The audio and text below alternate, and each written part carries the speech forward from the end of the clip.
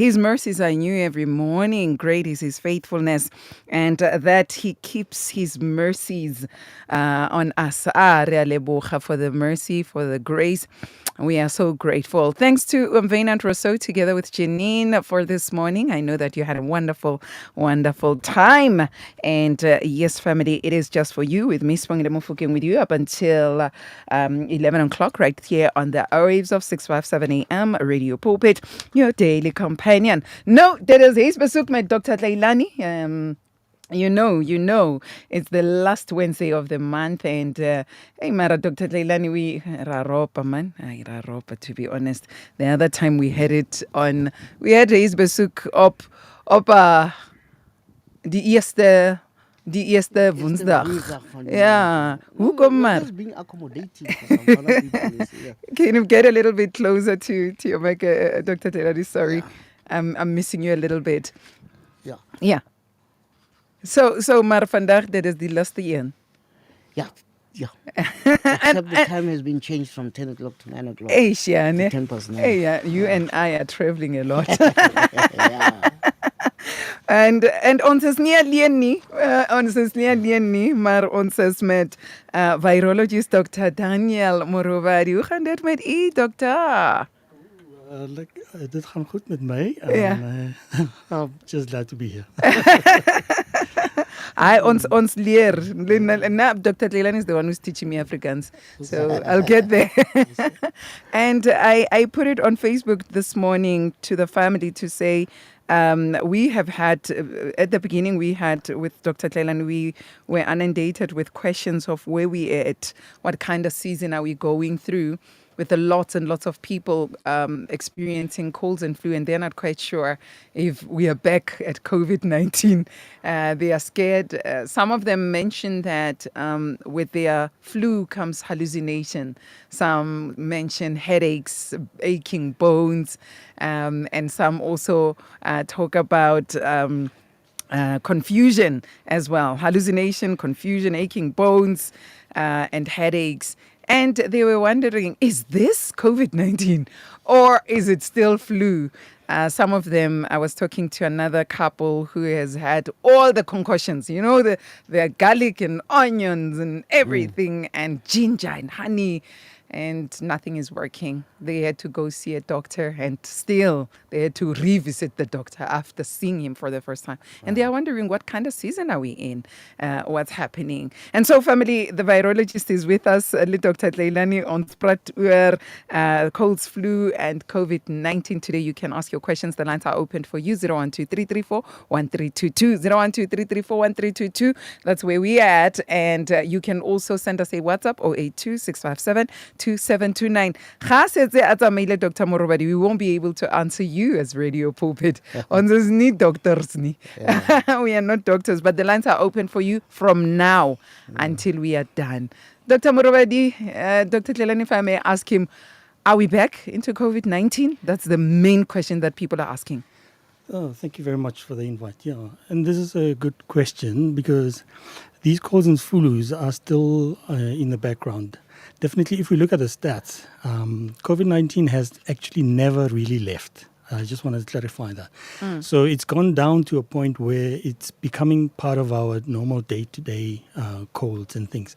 But we have seen a slight spike, I must say, in the lab where I work, that's Ampath Laboratory. Just about February, March, we've seen a slight increase, but not such that it will panic. I think the results of what we pick up should be clear in the hospital admissions and things like that. But as far as influenza, we've seen a lot more influenza cases, I must say.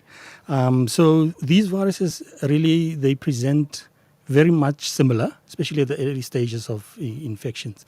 So it's very difficult to actually clinically look at a patient and decide this is COVID-19, it's not flu, or this is flu, it's not COVID-19. That's where you need to involve your doctor and your pathologist to really. So there's a thin line. Yeah, indeed.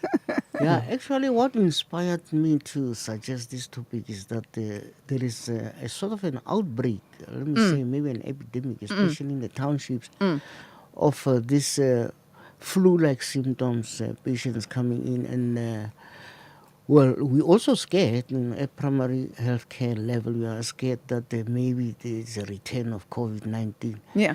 So we do some tests, and then, as Dr. Morobadi said, there are some positivities, but in my practice, I think it's about 3% positive the test that I get from the laboratory after doing a nasal and a throat swab, looking for COVID. So I would say maybe I'm happy that the positivity rate is a bit low.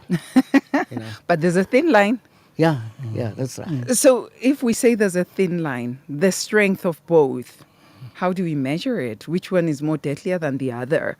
Because where people saying I hallucinate without medication, I hallucinate, or I become confused and got these headaches that never go.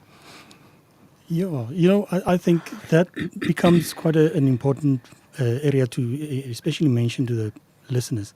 Once you have a flu-like illness, because flu presents in different ways. No? Yeah. There's this what we call influenza-like illness. I don't know if someone could Yes, go out please, into- please, Yeah, please. influenza-like. The problem with telling a virologist to speak about viruses, they never stop. So please, okay, yeah. We are happy you are here. We are happy we have a virologist in the studio today. Yes. Excellent. So it has a flu-like symptoms. That's one category of people who will have your normal colds, your normal sneezing, your cough and things. They'll have headaches. They'll have aches in the Joints. joints. Yeah. They'll have malaise or like generalized body pains. Now, all of these are what we call influenza-like. And the recommendation is not always to actually treat those, because you want to treat the ones with what we call more complicated influenza virus. Now, the difference between these two is those who then have underlying medical conditions like heart disease or Blood pressure. or those, and diabetes or obesity. Those ones tend to be at higher risk of severe disease. They get admitted and things like that. Those are the ones that I will be very much careful about. I remember last year asking Dr. Tlailane about a certain patient who was not even coughing at all. I don't know if you remember, Dr. Tlailane, but everything else felt on them as flu, like the bones, the headaches. So are they? Do they fall under flu-like? And this patient, now I realized this year that she has blood pressure. So if you're feeling all of that and you have an underlying Comorbidities. so should you be checking it? You're not coughing. There's no cough at all, but you're feeling fluish, the blocked nostrils, and Most definitely. I feel you should visit your GP who will do a proper assessment and then recommend the proper testing. That will help. And then if you have the underlying condition, that will also trigger possibility of treatment indeed. Dr. Tlailane, what kind of flu, of influenza that have you been seeing in your practices lately? Because I heard even on Facebook, some of the family members of Radio Pulpit were mentioning how horrible the flu is. Yeah, we are seeing quite serious flu nowadays, especially that it looks like it came a little bit earlier this year. We know that flu or influenza, Yeah. it's from the period of about September to February, and then there's going to be a peak. What? Yes. We think that it starts in April, May, June, July, then it's gone. I may be wrong, but that's Yeah, way- we've definitely seen some disturbances in our normal epidemiology, I must say. Okay, Yeah. so wait. So that what Dr. Tlailane is not normal. What we have seen, we've seen some flu cases go up in the normal period, April to Yes. about, and So then now we've seen things have some changed. peaks as well in the later months. We've Okay. seen those, that becomes different, And what were they showing up with, Dr. Tlailane? No, they were showing with fever, chills, body aches, coughs, all sorts of symptoms, sore throat, running and stuffy noses. And then, fortunately now, the physicians have come with a certain scoring mechanism that we can score these patients so that we can differentiate as to whether is it genuine flu or is it going to be COVID in brackets, or is it a pneumonia or maybe a bronchitis. Hey. They are using things like if a patient comes confused already from these symptoms, and then that's number one. And then if you do a test and find that the urea is high, meaning that there could be some metabolic disorder associated with the symptomatology that the patient presents with, and then the respiratory rates which have increased. An influenza patient does not necessarily get what do you call this thing, fast respiration, what do you call it, hypercapnia. Yeah. Tachypnea, yeah. Tachypnea, yes, that's right. Yeah, those patients don't get that in an influenza, unless maybe it's COVID or maybe a pneumonia that we are faced with. And there's also a question of blood pressure that you have to also measure, because patients present with an influenza-like problems and their blood pressure shoots up, and then you will be tempted to treat the blood pressure, only to find that it's just a reaction to that acute infection of the influenza. So those are type of the patients that we see. It's quite severe. And then the last thing is age related, especially the 65 and over, and then the children less than 8 or so. Those are the patients that we see, and then we usually take very good care of them, and then do all the swabs and everything, send them to the laboratory and see what we are really dealing with. And then maybe Dr. Morobadi will come to types of influenza viruses like ABC, and then how to recognize them. And I was asking myself also, could we blame it on the climate change? On the rains that came early, does it affect the? We have a think we can well virologist. do that. Does it affect the virus Yeah. mutating as well? Because we have experienced early rains Yeah. than normal, and they were like in some places there were floods. So does it also affect the mutation of the virus? I think not necessarily the rains affecting the mutation of the virus, but Okay. what it will affect is how well the virus actually survives in the environment. And there's been issues about if there's more humidity, Yes. the virus can be more encapsulated, being more protected, then it can circulate a bit more. But then what we see also in the winter months, people huddle up in the houses. Obviously, it's cold outside. We don't open the And windows. Yes, and then that's a flourishing environment. Exactly. Those are very, very important, pertinent issues you're raising, because there's no well-ventilated windows, and people get exposed. To the Yeah, and virus. then you can go to the types as Awesome. Dr. Tlailane said. Thank you. Yeah, so we basically have about 3 types, types A, B, and C. Now, flu belongs to one family. I'm not going to go into the technical things about the family of the virus, Orthomyxoviridae, but it has about 3 types. So A and B are the ones that commonly cause human infections. C really causes very mild, if anything. Okay. But then what we usually see is that the pandemics are caused mostly by type A. Okay. And then the epidemics that we see every year are caused by type B. Just a little bit, I want to really touch on the surface of virology, because it will explain and to help people understand why we have to vaccinate every year.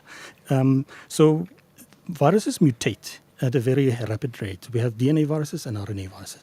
So RNA viruses replicate very fast, and they make a lot of mistakes. And thirdly, they don't care about those mistakes. So they don't actually go back and fix those mistakes.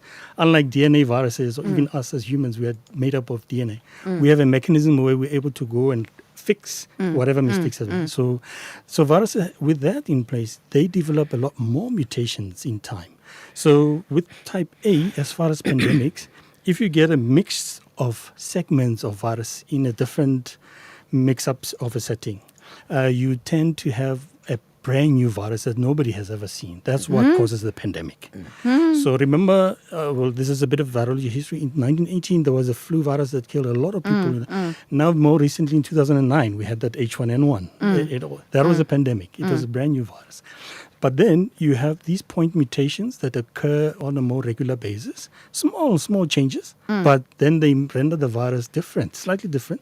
That's why we need to get an updated vaccine every year. And mostly that's for type B. That's the one that we get a lot of point mutation for. And then all of these epidemics will come during the flu seasons, and that's when we see all of this. That's why we recommend highly that people do vaccinate for flu, ideally before the flu season starts. But I learned that this year's vaccines was only available like around March or so. I just checked also Yeah. it came a bit later than usual. So ideally, you want to actually vaccinate before the start of the flu season, get people immunized. Yeah. So when it comes to your hallucination and confusion, okay, I can understand the aching of bones. I can understand congestion and coughing and all. Hallucinations? We never even had hallucinations with COVID-19. Well, whatever will overwhelm the metabolic system of your body is going to cause you to be confused or something like that. That's why confusion is one of the criteria in the CAP, what you call, what do you call this thing? Guidelines. Yeah, that's right. That we have to be mindful of the patients, that the patients do become confused because of the treatment that they get. But these ones say they hallucinate even before they have the medication. Could it be in the virus? I think the only time when I would think of a hallucination is when you can have a complicated flu, influenza. Yeah. If the virus starts going into the brain, that's another complication. Can it get to the It brain? can get to Definitely. Yeah. So that's something we need to watch out for. So I wouldn't ignore that. Just maybe get your doctor to check it out. Okay. And just while you are there, concerning the vaccinations, I've got patients who resist to take Vaccine. and say, look, doc, I got an influenza sometime for 2-3 weeks ago. Why should I be vaccinated when I have got antibodies? I mean, that virus that infected me could have... Like we did during COVID. That's right. So what is your take on that? Yeah, this is the most famous question, I think, about vaccines and hesitancy. Well, in essence, if you look at the composition of the flu virus, so last year they used to recommend about 4 types of a virus to be included in the vaccine. Okay. Actually, this year they reduced it down to 3 because tests have been done and they've seen the other one is not really prevalent, so that's why they removed that one. But if you get infected by the one strain, theoretically you can still get reinfected by the other 2 strains. Okay. The B, the C. Yeah, so if the patient had H1N1, which is in the part of the vaccine, fine, he'll be protected from that because he was vaccinated. But the flu B and the other type, he might not be. So I had flu last year. I actually had flu, and a few days later, I realized, no, let me just go get the vaccine anyway, just to protect myself from the rest of the antigens that are part of the vaccine, so that I don't get susceptible to the other strains. All right. Let's take a break, and then when we come back up, I have a question. How does the virus affect our immune system? Does it when we start? Because I'm wondering, Dr. Tlailane and Dr. Morobadi, why were the people getting healed from their concussions? Now concussions are not working. And why are others not responding positive to the medication given by doctors? And they have to go back to the doctor. Is it in the overload of the virus, or what's happening right there? We're coming back, family. Do remember that you can talk to us. The lines are open. 012-334-1322 is the number that you can dial in, and Gesels Merons in the studio. You can talk to us. Alternatively, write your WhatsApp on 082-657-2729. We're talking everything, all things flu, with Dr. Tlailane and Dr. Morobadi in the studio. So ask your questions whilst the virologist is still here with us, because afterwards, Radio Pulpit won't have the answers for you. We won't know what to say to you, hey? So just do yourself and us a favor to ask that question right now. Taking the sounds of Loiso Pala, but before we do that, let's do this. But you will receive the power with the Holy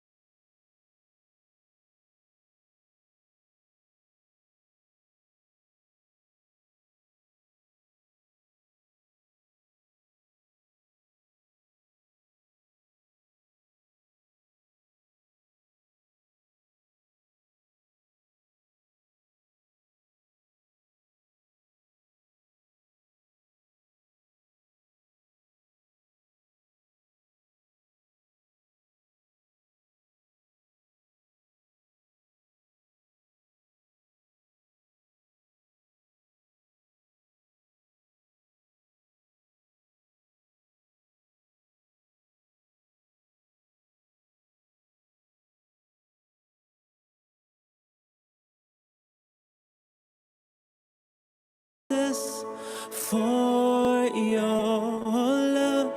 Siyabonga. We give you thanks, oh Lord, and that is Loiso Pala this morning, right here on Just For You, with me, Spangile Mufukeng, with you up until 11 o'clock on the airwaves of 657 AM Radio Pulpit, your daily companion. And I see Pastor Anna Motlana says, "Ki teledije." I see Stacy Williams, I see Irene Rachel Williams. Okay. I see Elna Truter, I see Sharon Foree, our very own Velma and Lisa. Hello, Tenny Kun. Hello to you, Louis and Broma. Hello to you. Thank you so much, family, for being with us. I know there are others that I'm leaving behind who are tuned in. Board Gail, how are you, Gail? Thank you, Gail Dips, Muruti Mujalifa, Daniel Maloka, Natasha Barnes. Hello. Family, Libangata, too much that are tuned in. So sorry I can't mention all of you, but hello to you, family. Thank you so much for being with us, joining in. It's time for your questions. You can ask your questions on 012-334-1322, 012-334-1322, and 082-657-2729, 082-657-2729. Ask anything flu, and you will get your answer today. Be it maybe we haven't asked it with Dr. Tlailane. We are not alone. There is a besoek met Dr. Tlailane, maar ons is nie alleen nie. And we are with virologist Dr. Daniel Morobadi from Ampath Laboratories, and the lines are open for you. So before we went to the break there, I wanted to ask a question, Dr. Morobadi, and I was asking about what was I asking about, Dr. Tlailane? I know I was asking about something very important there. I think I remember your question. You remember my question? Yeah. Oh, good morning, Tani Ursula Andrew. Hello to you. I don't know where I wrote it down because I was writing it down. But yeah, we are experiencing a lot of people not getting healed from the concussion. Yes, I found my question. People not getting healed from the concussions that they had. I remember we would mix garlic, ginger, cayenne pepper, turmeric, and we cook it for 10 minutes and you drink that. It's called tea with lemon, and people would be healed from that. But now some are not getting healed this year with the same concussion, and others are taking umhlonyane and it's not helping. Kana kill lingana. Yes, and people, I don't know what lingana is in Engels. Is it eucalyptus? Eucalyptus. It is eucalyptus, ne? Yeah, and they boil it and they drink, or bloemkop tree, plants from the bloemkop tree, but they don't get healed from that. And others go to the doctor, but they react negative to the medication. Why? Is it the virus, the kind of virus we are dealing with now, or what's happening? Very interesting. I think before COVID came through, so our immunity was at a certain state. This is really my understanding of how immunity works and what's been happening. But since COVID had come in, I must say the immunity has taken a knock to some extent, because especially also after a period where we got masks on, the lockdown and all those things. So the day-to-day challenge that we always had, that has always kept our herd immunity high, we lost that. Okay. So I think the deficit, or if I could say the immunity gap between before COVID till after COVID, after all the lockdowns, has rendered us a bit more susceptible. That's why patients might not always respond regularly to what they used to take. And I think that's why maybe even the people are sick a bit longer than they usually are. It's simply because, they've lost that general contact that we had without masks and being together and mixed up. Yeah, I was going to ask even, should we put masks when we go to church and to the mall? Or putting on masks just affects our immunity as well? No, I think obviously it tends to protect the people around you. If you're sick, it would be good just to cover so that. if you are the one who's sick, the ones who are not can just relax. It's fine. I think if the flu, I think... You wanted to ask something on medications, Dr. Tlailane? No. The antibiotics. Oh yes, actually, I wanted to ask Dr. Morobadi, what is the place of antibiotics in treatment for influenza, and are they really indicated? And then if that is indicated, under which circumstances would one really give them? Because I've seen, I'm also guilty. I do give antibiotics. I'm just fastening my belt on top of my crease band there, just to make sure that Just hold it on the antibiotics, Dr. Tlailane. Let's take a family member. Okay, I'm trying to take your call. Let's see. I don't know what's happening. If I saw your call a little bit late, please try calling again, and then we will stop for you. All right, so, Dr. Tlailane, you're also guilty of that. Yeah, that's right. But I think after today, I'm going to change. Yeah. So what would the reasons be of giving a patient antibiotics, according to Dr. Tlailane, before Dr. Morobadi responds? No, there is no indication for antibiotics because Okay. influenza basically is a viral infection. Uh-huh. Antibiotics won't work. But somehow, You still you give. still give. Yes. But and it does work. In the past, it did work. You see now, that's an anecdotal observation that it works. They haven't proven it in the laboratory that it works. You Yeah, see but that? but through the doctor's eye, it did Yeah, work. Dr. Morobadi. No, thank you. No, let me start and say, no, antibiotics do not work for viral infections. Okay? So essentially, the targets, the way they work, it's different from how viruses actually Okay. function. So antibiotics don't. But I think people who go to the GP, sometimes even patients demand antibiotics. They kind of feel like if you haven't given them, You you haven't haven't treated finished. them properly. You know? They'll go next door. And they'll go next door to somebody who actually will dish it out. But the problem, really, I want to highlight, the problem with overuse of antibiotics comes to where we're now dealing with an issue of resistant organisms, especially in hospitals. Because an overuse of antibiotics... Okay, just hold it there on Sure. antibiotics. We're coming back to you. I hope I got it this right. Hi, family. How are you? Hello, my sister. Sister Sibongile ngiyabulisa. Hi, My Babu queen. Vilagazi, Our Excellency. Yebo, Vilagas. Hello, Dr. T. I haven't heard from you for a long time. Huh? And greeting to our virologist, Dr. Daniel Morobadi. Thank you. Yes, sir. I've had thanks to our specialist by informing us that COVID pandemic have never totally left us. Yeah. Because thina becabanga ukuthi seyiphelile Of course. Yeah. My question is to protect ourselves. Can we still go for vaccines? Are vaccines still available, Dr. Tlailane? Because Okay. becabanga ukuthi ama-vaccines they were for COVID pandemic only. Yeah. So that is my question. All right. I think let's put it on. Thank you so much, Babu Vilagazi. Is that the only question? Yes, ma'am. All right, So thank far. you. Excuse me, vaccine for what? For COVID. Oh, Yes. okay. For COVID, thanks, Thank Babu you. Vilagazi. Yes, thank you. God bless you all. God bless you. He says that because we thought that COVID is now dealt with, we are out of COVID. And we were told to vaccinate for COVID earlier on, but now we hear it's still there. So he's asking, Dr. Tlailane, are the vaccinations still here, and should we still vaccinate? So I'm going to put it on both of you, starting with Dr. Tlailane, then going to Dr. Morobadi. Well, I don't think we really need, because we are not in a pandemic now. Okay. I don't think we need to be vaccinating now. For Because COVID. For COVID, yes. Yeah. What we have to be concentrating on is to vaccinate for the present seasonal influenza that Flu. we have now.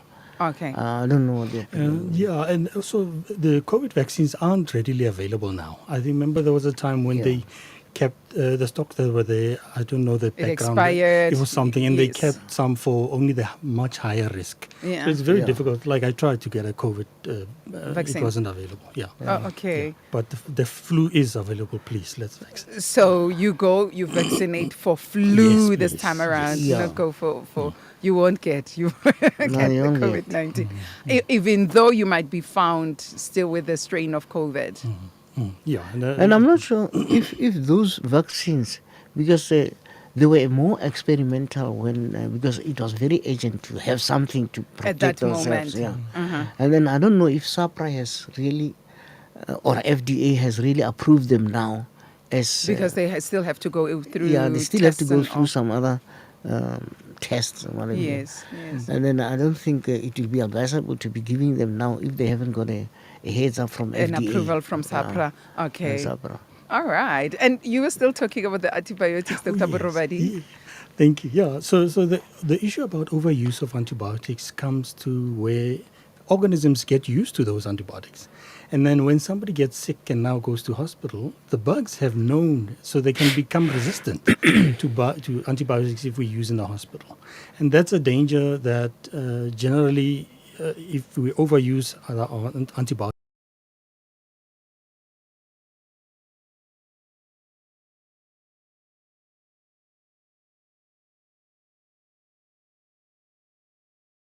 So if antibiotics are not for viruses, what are antibiotics for? or antibiotics, essentially the bacteria and viruses are Yes. slightly different. So the mechanisms of antibiotics work differently. But we do have antivirals. There is medication for influenza, actually. Yes, with It's called- antivirals. Yes, Yes, those are, it's like yes. Tamiflu. That's the one that's really, really available. And Doc, we were speaking earlier, just to mention one of the tests that one can do. We have a test that we love to promote. It's called a cough try. So it includes influenza A and B, as Okay. well as RSV and COVID in one test. Oh. So we are able to do all of those, and that can help us. Is it a blood test, a It's a sputum throat, test? the throat swab. So we don't do COVID. We can still do it. We can give you the sputum one and the blood one any day, but the swab. nasopharyngeal swab. Yeah, it's ideal. Yeah, but we can test for that for all those viruses. Yeah. Okay. Yeah. So one of my questions is, can we safely say that one can get healed from the influenza that's making rounds right now that people are experiencing? Yes. I think flu. Most infections will be asymptomatic. Some will be the influenza-like, and they can really get well. I mean, I think studies done before have indicated that if you give Tamiflu for an influenza-like illness, it just reduces the amount of time being sick by about 1 day. So Yeah. that's why it doesn't come. But somebody who has it goes down into the lungs, they get more severe disease. Those are the people that definitely need to get. So we Tamiflu. treat what? The symptoms, or we treat the flu itself? Well, I think we treat both. You have to take care of the symptoms, for instance. You have to take care of the fevers, the aches and pains, while you are dealing with the virus itself. Well, can you kill the virus? I wanted to say, you're killing I the think virus. Tamiflu does, isn't it? yeah, well, essentially Tamiflu, the way it works is every virus that it has to get out of the cell to go and infect many more Yes. many more cells. Yeah. What Tamiflu does, It locks it in there. Yes, it inhibits the enzyme that cleaves the virus from the cells. Okay. So the viruses are stuck there. They don't propagate themselves. So they don't No, spread. and it Yeah. will die Yeah, naturally. yeah. The Oh. body takes care of them. Yeah. Oh, okay. So is there prevention? Can we prevent this? I know that some years back you would have people saying, no, the whole year I never had anything. I've been fine. And they never got vaccine. Is it possible to prevent in these years influenza by the looks of it, Dr. Tlailane? Well, I think to prevent it's the vaccine way. The vaccine way. Yeah. Who is eligible for vaccine?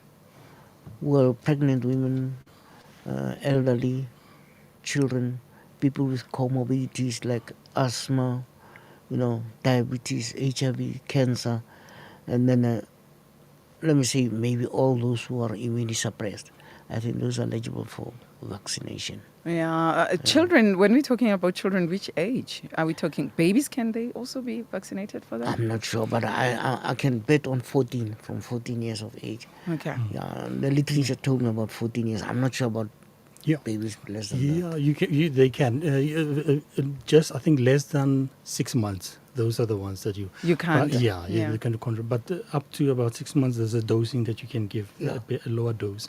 But they can get, because we see a lot of the severe disease in the under fives Right. with the flu. Yeah, so you can actually vaccinate those. Now, when people also talk about vaccinating for flu, influenza, it's just like with COVID. Others with COVID has showed up with some side effects. With flu, some say they feel their bones aching. They got headaches. They feel fluish. And that's why most of them dodge that. What's the reason behind that? What's happening, Dr. Morobadi? He's even laughing about it. Yes. The reason is so anytime our body gets exposed to an antigen or a new thing, it has to deal with it. So now people will have like an overwhelming getting to fight that. Yes. They get all of these symptoms, but it's actually good. It means the immunity is actually working. Yeah. So that's it right. means the body recognizes something new, so it's sorting it out. So that's no reason. That's not a reason not to vaccinate, please. Yeah. And Yeah. then it's something for like one day, 2 days, 3 Yes, days. it will not last long as a disease would. Yeah. I'm sure you found that at your practice, Dr. Tlailane. Yeah, no, I do. Naralwala. I'm not taking it. Sure, our time is so up. What do we say to family, Dr. Tlailane, during this colds, flu, and should I add COVID-19 season? Just before we go there, Yes. I just want to ask Dr. Morobadi as to how long does this flu vaccine take in the body? Okay. Because we have experienced patients coming back, having vaccinated, of course, they come back With a fully within blown a full- influenza. influenza again. So, Yeah. would we have to revaccinate them? Or, No. I think one vaccine will do. What I would maybe try and establish with this new infection, is it actually flu or is it one of the others? Right. Because they really can present similar. If you're vaccinated for flu, Yeah. you are not protected against RSV.